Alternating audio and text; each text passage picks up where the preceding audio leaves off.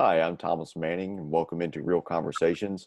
I'm so glad today to be joined by the director of Sideways, a reel-to-reel film fest selection. I'm here with Daniel Smith. So, Daniel, thank you so much for joining me today. Hey, how's it going? I'm doing great.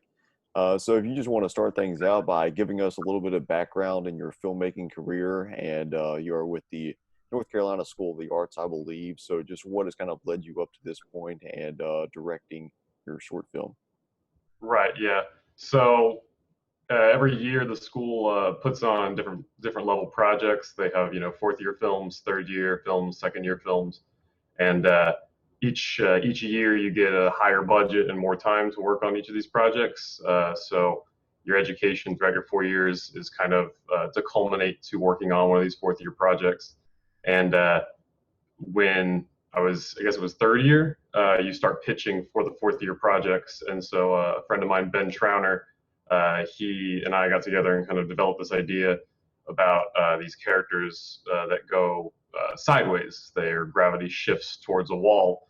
And we started running with that idea and kind of developed it from very early stages of just, what could we do with that concept to eventually honing into the story we wanted to tell with a situation going sideways, as it were, and just kind of developed it from there. We had to go through a pitching process with our faculty because they want to try to make it kind of a test run of pitching real world scripts.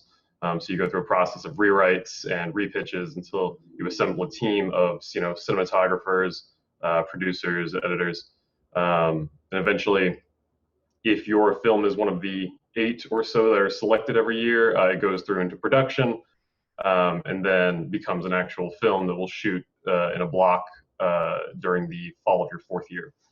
And so it was just a one of those projects that we got a little limited budget on because right when we started pitching the ideas, they decided they were going to cut back the time we had to work on it. Instead of a 6-day shoot, we were limited to a 3-day shoot, which hadn't been done before at the school in a fourth year project. So we were a little nervous about trying to make something as kind of complicated as this in such a limited time constraint, but it ended up working out.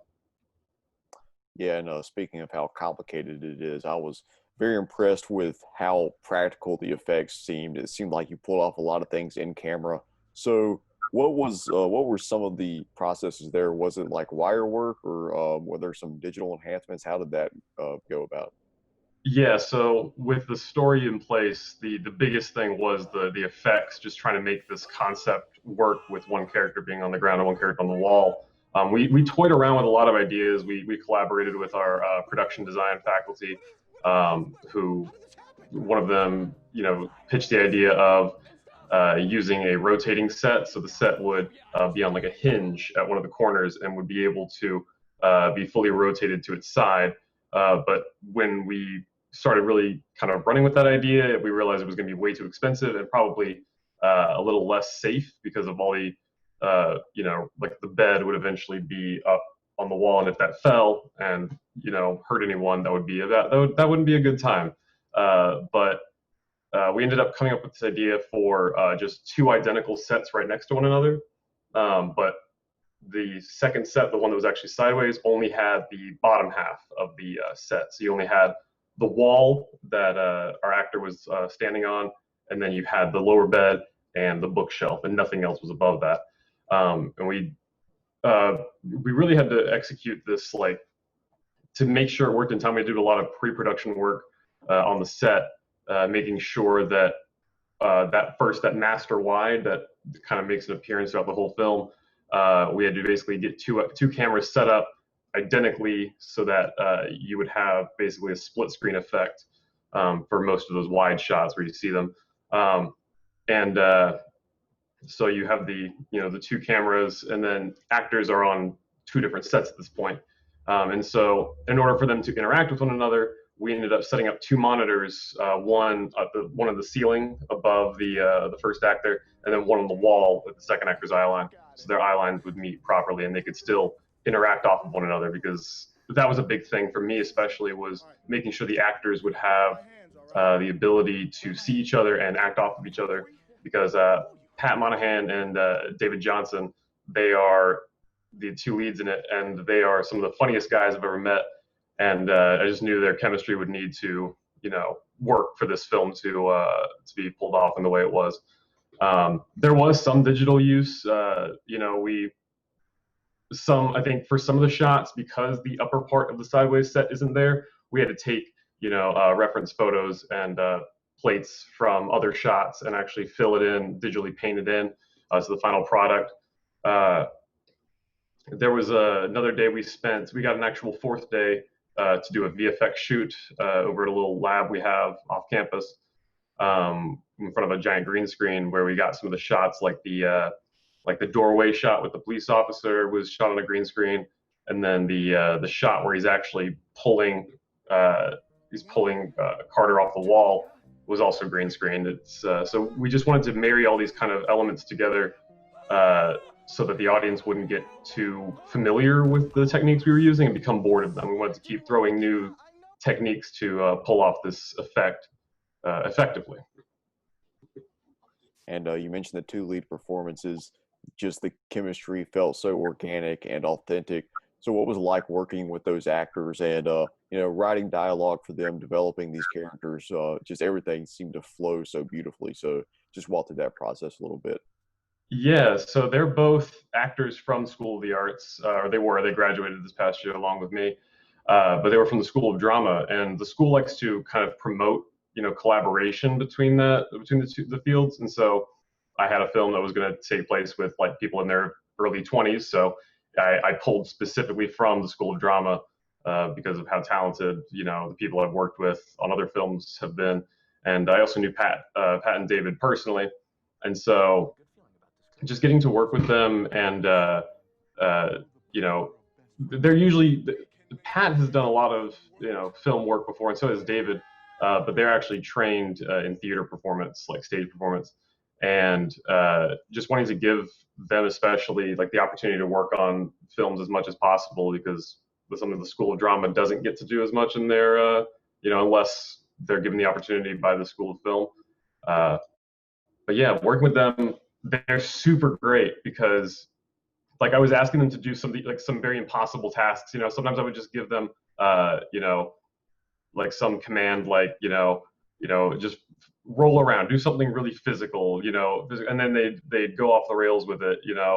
For one take we'd go on the script, it would be exactly what was on paper, and then for another one I just said, okay, just wing it, just go with whatever direction you want to go with it, and then the scene would completely go off rails, and so you'd end up with these lines that weren't originally in the script. Then we decided to put in because they were so funny during the improv takes. So the film kind of was built in the post-production process, and that's thanks to them and their amazing chemistry together and their amazing comedic talents. Yeah, I had wondered how much of the dialogue was scripted and how much was ad-libbed or improv because they were just, spitting out rapid fire dialogue, just line after line. Yeah, and I think there's only a few instances I think of actual improv in the film. We had it in the earlier cut, in the first cut, which was like a 20-minute long cut. There was a lot of scripted dialogue and a lot of improv dialogue that was in there, and we actually cut out a lot more scripted dialogue.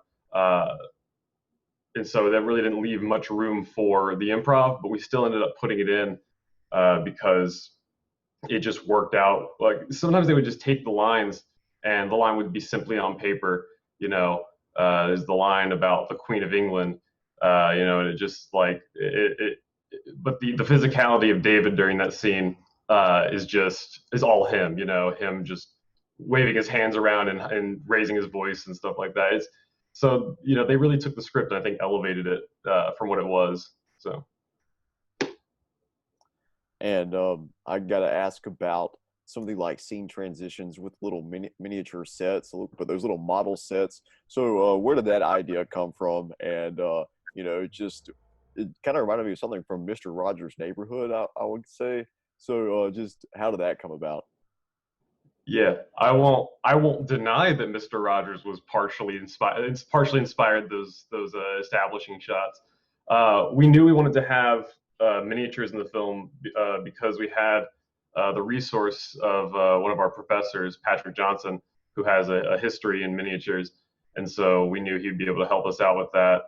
And wanting to put this in its own like world, that was a big thing for us. Was if you've ever seen the short film, The New Tenants, there's this the entire film takes place in one apartment where people keep coming in, bad things keep happening, people keep dying, and the whole film takes place in this one apartment.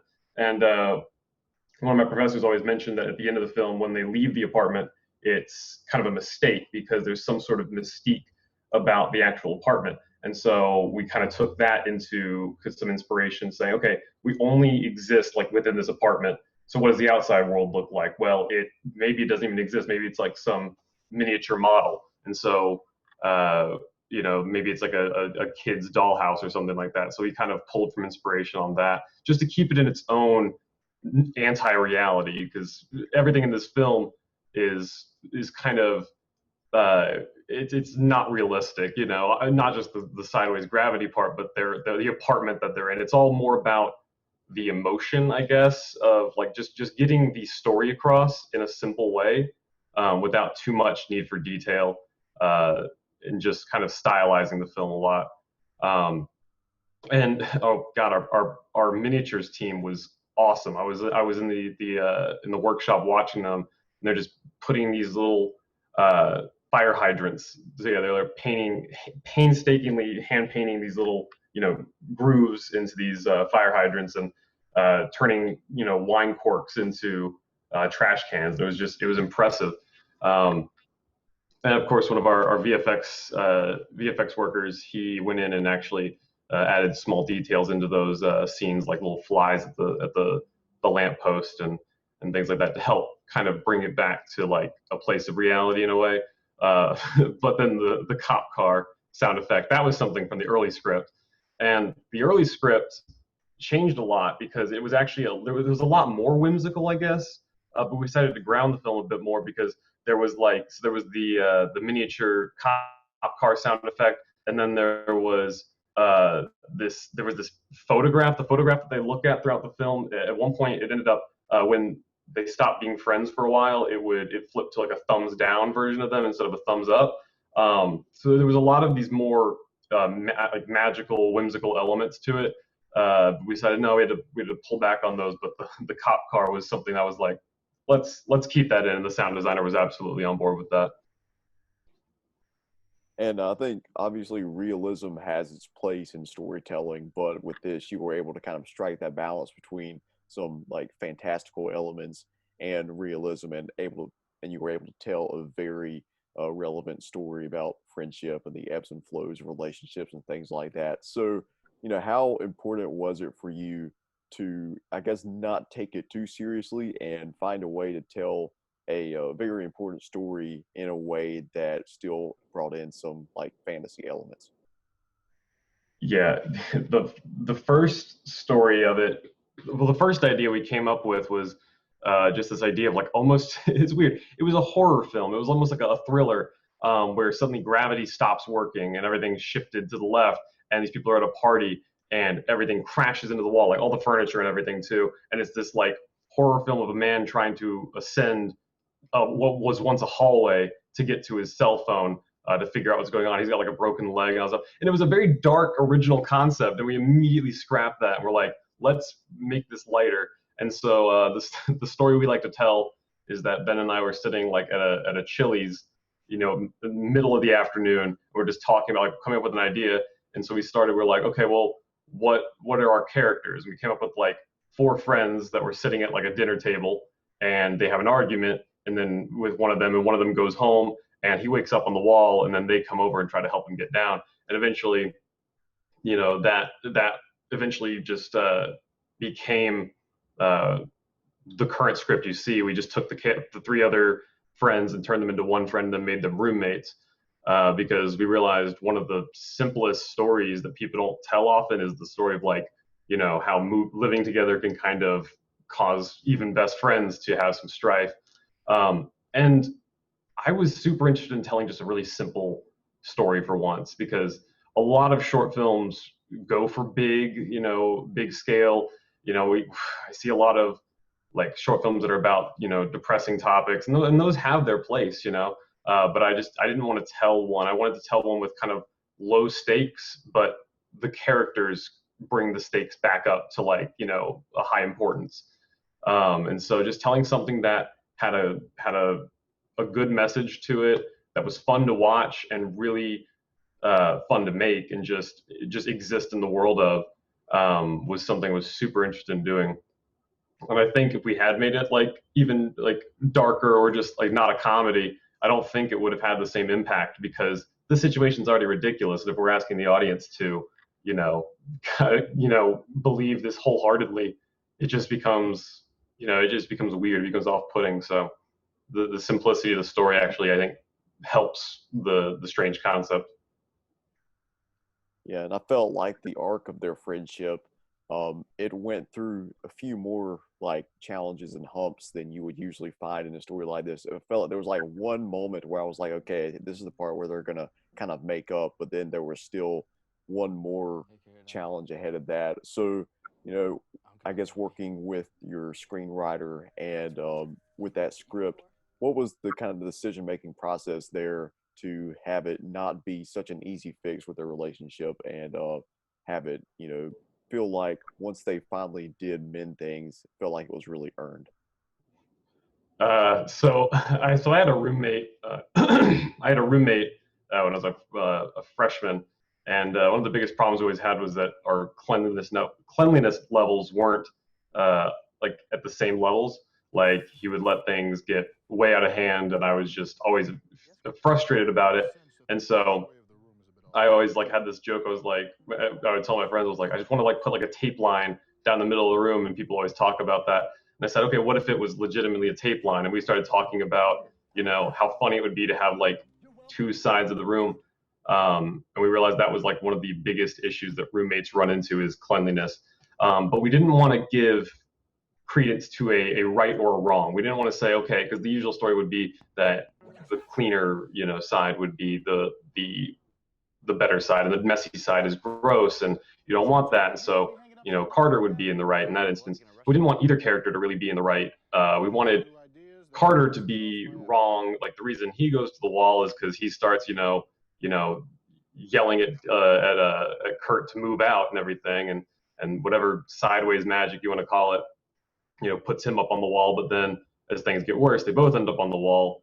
And so just the story of, it did in an original draft of the script, it did kind of stagnate about midway through the story before like he gets on the wall and they start yelling at one another and they try a bunch of methods, and then they can't get off, and they have another argument, and then they make up, and it felt dumb. It felt like the story wasn't going anywhere. You'd already, you're, you know 9 pages in, and we're still kind of in the same situation. One character on the wall, one character on the floor. So in another script, we had them flip. We had at the midpoint had Kurt fly to his wall, and they would have like this kind of throwing things across the room at each other, fight on the wall. But then, in the interest of budget, we put them on the same wall. Um, but we felt like that midpoint shift where things get even worse, like kind of reflected that things have to get worse before they get better, and that both characters need that new perspective at that point. They needed to level the playing field again, in order to make up. And I think it was just a matter of wanting to take again what is typically a low stakes situation. Like friends might not be friends afterwards. It's not like it's the end of the world. But for them, we wanted to bring the audience to a situation where it was the end of the world. If they like something in the universe is wanting to keep them together, and that was, they talk about the power of best friendship, and so we wanted to. It was just a way to make the story stronger and make a stupid small scale situation, seem huge. And with what we've seen with COVID-19 over the past 6, 7 months or so, and how it's impacted so many levels of everyday life, but also the film industry. So, what does it mean for you to have the film festival circuit and virtual festivals like we have with Reel to Reel to have your work still be seen by audiences, even though it might be in a different form than you would have imagined previously? Yeah, we were lucky to kind of be able to wrap up post-production right around the time that COVID-19 was really picking up.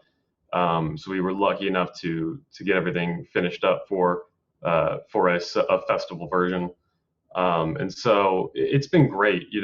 I'm glad to have these opportunities.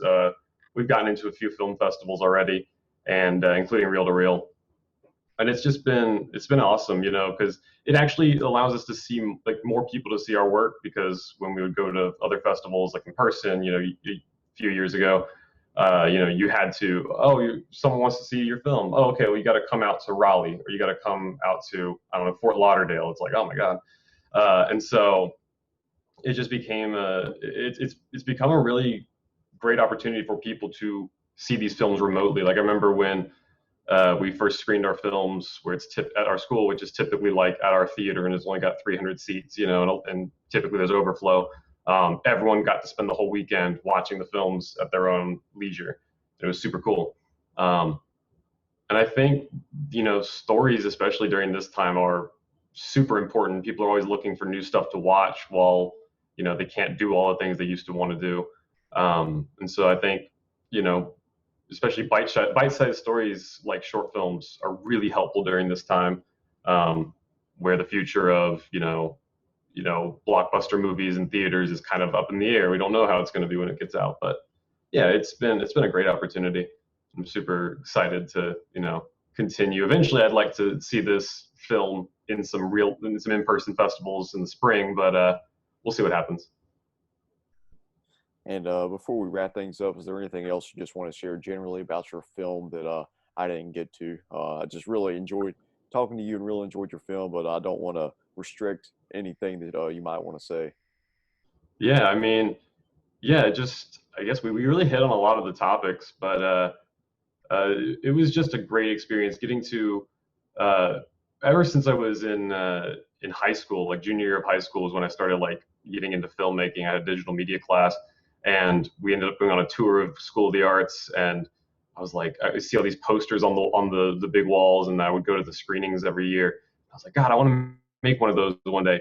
And eventually, I got into the school and started building my way to the top as a director. And eventually, was making the film. And it was in the middle of making the film when I sort of had that realization. I was like, oh my God, this was the thing that I wanted to do as a kid. Like when I was younger, I was like, this was my goal, and I'm doing it. Like I'm in the middle of making one of those films I used to watch, at age 16, 17. And I was like, oh man. And it kind of hit me in the middle of the shoot that I was like, this is it. I achieved the thing I wanted to achieve. And it was a weird moment. It was a very emotional moment for a second there, but I was really like grateful for the team that that got together to make this film. There was some issues there at the beginning of once we got the film through the pitches and was going to get made. There was some issues about assembling a team because every other film was flocking towards to assemble their team, and we were having trouble finding like cinematography, and we were having trouble finding an editor. But eventually, it all fell into place, and we had probably one of the greatest teams I've ever worked with on a film. Just super ready to work on something that's intimidating, but also like uh, their talents are absolutely on showcase here. Um, from from everything from like the production design to the editing to the cinematography. Just everything was a challenge on this film, and they all stepped up to it and helped me create something so ridiculous and so insane that even some faculty were telling me it was like, this is going to be a difficult film to make. I don't think anyone's tried to do this, like manipulating gravity on screen in that way. And I was like, well, I'll do it, whatever. So I'm just really grateful for the opportunities that I've had and the people I've had to help me achieve those. Yeah. And if people want to keep up with your work, whether it be through social media or a website you have, where would you send them to keep up with your uh, stuff? if you want to follow me, I have a Twitter. It's at hazardous Daniel, and you can find me there. I'm usually, I think I'm Hazardous Daniel on most platforms. So Instagram, things like that. Yeah. Awesome. Well, Daniel, really appreciate your time today, and really enjoyed your film, and we're glad to be showing it here at Reel to Reel. And just thanks for everything that you've done to bring your art to us. I will thank you guys so much. It's been an awesome time. Thanks for like taking the time to do this interview. Absolutely. And I'm Thomas Manning with the Reel to Reel Film Fest with Daniel Smith, the director of Sideways. Thank you so much for joining in to Real Conversations.